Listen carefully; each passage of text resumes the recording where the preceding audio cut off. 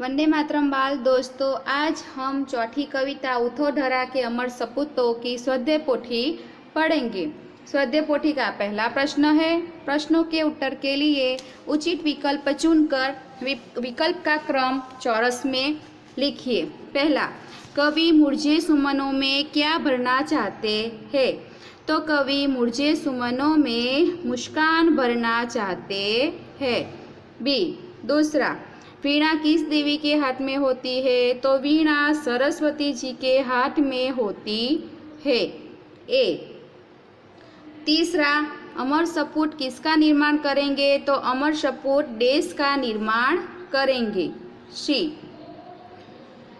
चौथा, हम किसके रक्षक और पुजारी है? तो हम सरस्वती मंदिर के रक्षक और पुजारी है।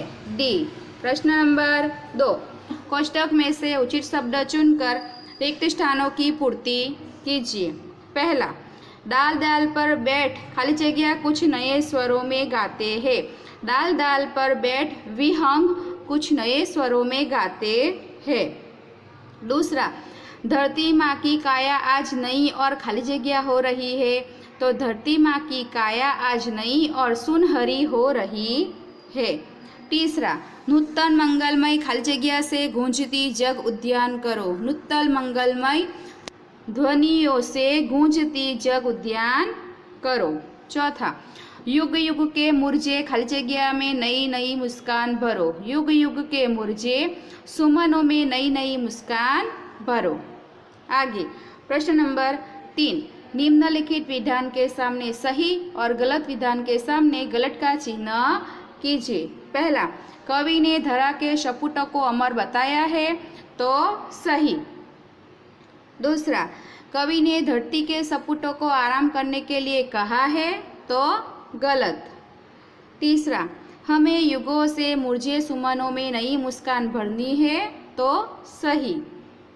चौथा, सोना चांदी हमारी शुभ संपत्ति है। तो गलत।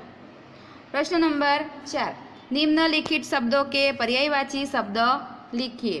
पहला, धरा यानी के पृथ्वी धरती। दूसरा, उद्यान यानी के बाग। सुमन यानी के पुष्प फूल। आह्वान यानी के चुनौती। उमंग यानी के उत्साह।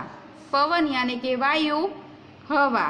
देह यानी के शरीर काया। आकाश यानी के आसमान गगन। पुनः यानी कि फिर से दोबारा। प्रश्न नंबर 5, निम्नलिखित शब्दों के विलोम शब्द लिखिए। आकाश यानी के धरती पाताल। जीवित यानी के मृत। प्रभात यानी के संध्या शाम। खिलना यानी के मुरझाना। नया पुराना। महल झोपड़ी। आगे का प्रश्न, विजय तो यानी के पराजय। आशीर्वाद यानी के अभिशाप। जीवन यानी के मृत्यु। आगे का प्रश्न 6, निम्नलिखित वाक्यों को वचन परिवर्तन करके फिर से लिखिए। तो बाग में एक लड़का है। तो बाग में अनेक लड़के हैं। दूसरा, पक्षी ने उद्यान भरी। तो पक्षियों ने उद्याने भरी। तीसरा, मुझे लुटेरे का डर था। हमें लुटेरों का डर था। उसने मुझे मिठाई दी। उन्होंने हमें मिठाइयाँ दी। प्रश्न नंबर 7, निम्नलिखित वाक्यों में से रेखांकित संज्ञा का प्रकार बताइए। तो गंगा पवित्र नदी है। तो क्या आता है? गंगा यानी के व्यक्तिवाचक संज्ञा। दूसरा, हमारा दल जीत गया। दल यानी के समूहवाचक संज्ञा। तीसरा, प्रकाश दौड़ रहा है। तो प्रकाश यानी के व्यक्तिवाचक संज्ञा। चौथा, सोना कीमती धातु है। तो सोना यानी के द्रव्यवाचक संज्ञा। प्रश्न नंबर 8, निम्नलिखित प्रश्नों के उत्तर 1-2 वाक्य में लिखिए। पहला, कवि नई मुस्कान कहाँ देखना चाहते हैं? तो कवि युग युग से मुरझे सुमनों पर नई मुस्कान देखना चाहते हैं। दूसरा, कवि ने धरती के सपूतों का आह्वान किस लिए किया है? तो कवि ने धरती का नव निर्माण करने के लिए धरती के सपूतों का आह्वान किया है। प्रश्न नंबर 3, कवि ने किसे शुभ संपत्ति कहा है? तो कवि ने सरस्वती के पावन मंदिर को हमारी शुभ संपत्ति कहा है। चौथा, धरती माँ की काया कैसी दिखाई दे रही है? तो धरती माँ की काया आज नई और सुनहरी दिखाई दे रही है। पांचवा, डाल पर बैठकर विहंग क्या करते हैं? तो डाल पर बैठकर विहंग मीठे स्वर में कुछ गा रहे हैं। छठा, नूतन मंगलमय ध्वनियों से किसे गुंजित करना है? तो नूतन मंगलमय ध्वनियों से जग रूपी उद्यान को गुंजित करना है। प्रश्न नंबर 9, निम्नलिखित प्रश्नों के उत्तर 2-3 वाक्यों में लिखिए। धरती के सपूतों नए राग और गान किससे भरेंगे? तो आज़ादी के बाद हमारे देश में एक नए युग का आगमन हुआ है। धरती के सपूत इस नवयुग की नूतन वीणा में नए राग और गान भरेंगे।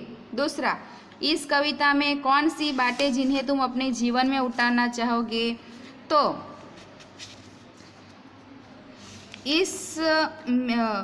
इस कविता में कौन सी बातें हैं जिन्हें तुम अपने जीवन में उतारना चाहोगे? तो मैं अपने देश से प्रेम करूँगा, मैं ऐसे काम करूँगा जिससे देश का गौरव बढ़े, मैं पढ़ लिख कर अपनी योग्यता का लाभ देश को दूंगा, मैं सभी देशवासियों को अपना मानूंगा।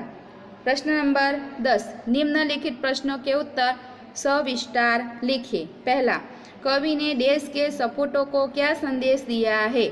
तो कवि ने देश के सपूतों को संदेश देते हुए कहते हैं कि अब हमारा देश स्वतंत्र हो चुका है, अब तुम्हें देश का नवनिर्माण करना है, स्वतंत्रता लाभ जन जन तक पहुंचाना है, देश के लोगों को तुमसे जो बड़ी बड़ी आशाएं हैं उन्हें तुम्हें पूरी करनी है, तुम्हें लोगों में नए प्राण फूंकने हैं, देश का पिछड़ापन दूर करना है। इस प्रकार कवि ने सपूतों को देश का नवनिर्माण करने का संदेश दिया है। प्रश्न 2, देश के नवनिर्माण के लिए आप क्या क्या करना चाहते हैं?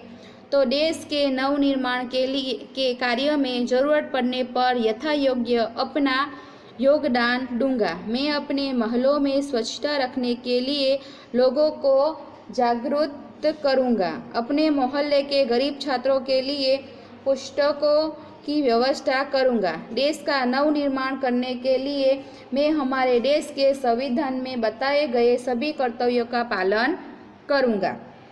आगे का प्रश्न 3, कवि धरा के अमर सपूतों से क्या चाहते हैं? तो कवि धरा के अमर सपूतों से चाहते हैं कि वे देश का नवनिर्माण करें, लोगों के जीवन में नया उत्साह प्राण भरे, युग युग के मुरझाए हुए फूलों को नई मुस्कान दे, अपनी मंगलमयी वाणी से जग रूपी उद्यान को गुंजित कर दे।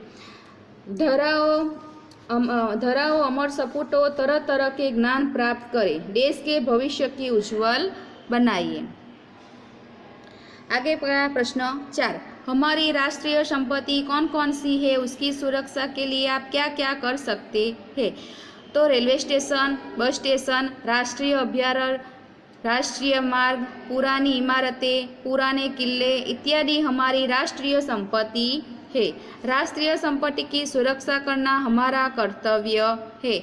हम रेल संपत्ति को नुकसान नहीं पहुंचने देंगे, राष्ट्रीय मार्गों की देखभाल करेंगे, सरकार द्वारा सुरक्षित इमारतें और किले को नुकसान नहीं पहुंचाएंगे, अभयारण्यों में रक्षित पशुओं का शिकार होते देखकर हम उसे संबंधित अधिकारियों की उसकी जानकारी देंगे। तो बाल दोस्तों, यहीं पर हमारी स्वाध्याय पोथी खत्म होती है। अस्तु।